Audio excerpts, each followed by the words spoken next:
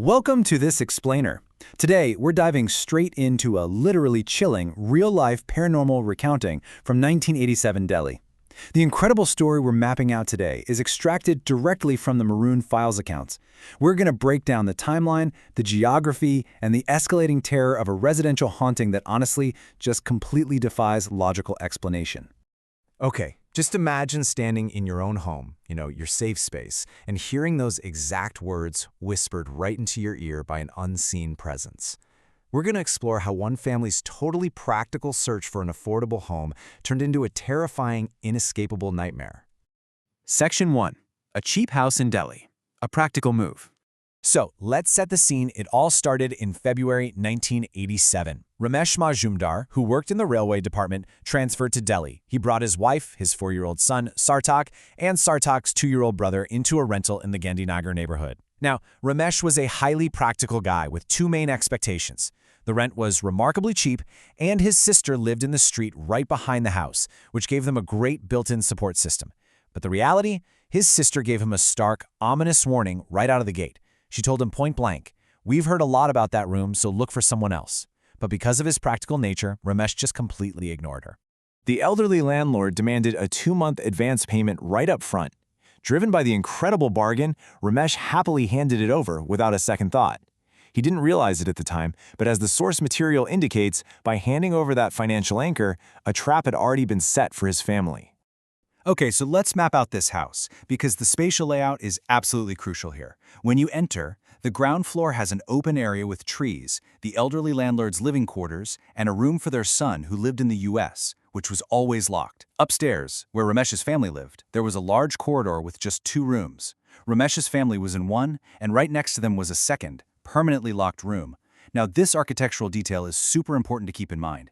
Any footsteps they heard up there had literally nowhere else to come from, because they were supposedly the only ones on that entire floor. Section 2. First signs of trouble. An uneasy start. It really didn't take long for the vibe of this house to shift from slightly uncomfortable to completely unnatural. Initially, Sarthak's mother felt this unexplained unease, but they just chalked it up to the stress of moving all the way from West Bengal to Delhi. But on day 5, Ramesh left for a work trip to Rewari. While cooking dinner near her open door, Sarthak's mother saw a distinct human shadow cross her curtain. She went out to investigate and realized someone had just walked into the adjacent locked room upstairs. This was a physical impossibility. When Ramesh finally got home, he immediately dismissed her experience as pure imagination. But hey, denial can only last so long, right? The very next day, pure terror struck. While Sarthak's mother was washing clothes downstairs, she heard 4-year-old Sarthak scream. She sprinted upstairs to find her 2-year-old toddler sitting on the bed, just laughing and actively interacting with an invisible presence. The source notes that back in their village, mothers used the tale of a hoe, a local ghost, to scare misbehaving children. Now, staring at her toddler playing with thin air, she was absolutely terrified the hoe was truly in the room with them. Section 3. The haunting escalates. Direct encounters. The family's false sense of security was completely shattered as the haunting shifted from atmospheric creepiness to direct, aggressive encounters. Just listen to the timeline of this terror. Day 5. The shadow entering a locked room. Day 6, the toddler playing with the unseen entity. By day 7, the physical boundaries are totally crossed. While resting, the mother's blanket was physically yanked off her body. Later that evening, as she approached a window facing an empty alley on the first floor where no one could possibly be standing, a furious, animalistic growl echoed right through the glass. Right after that growl, the mother ran to the landlord's, but when she returned to the room, she found 4-year-old Sarthak broken down, crying loudly.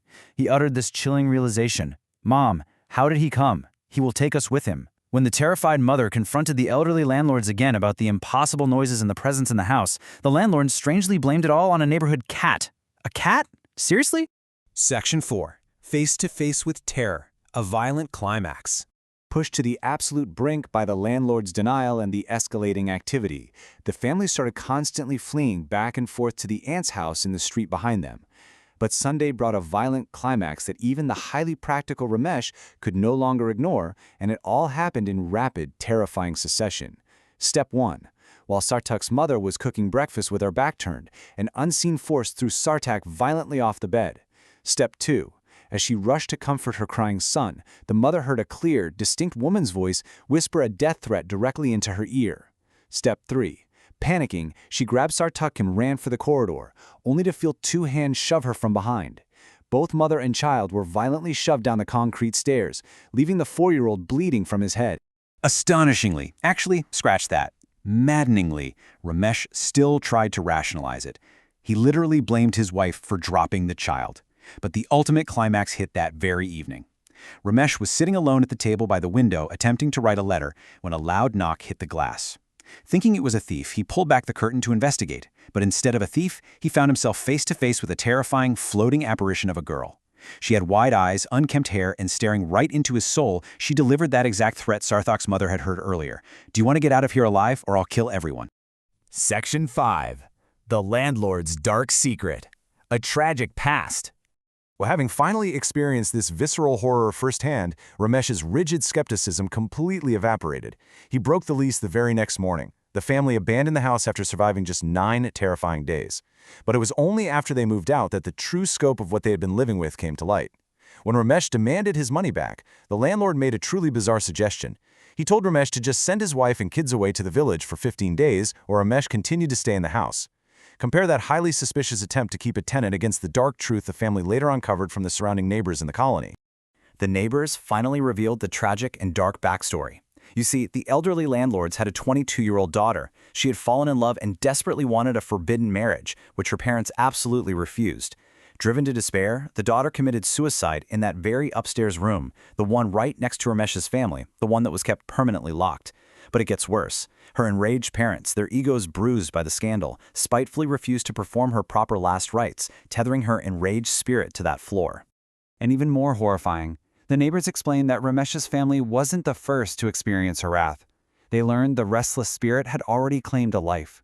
A boy from a previous tenant family was flying a kite on the roof when he suddenly plummeted over the railing.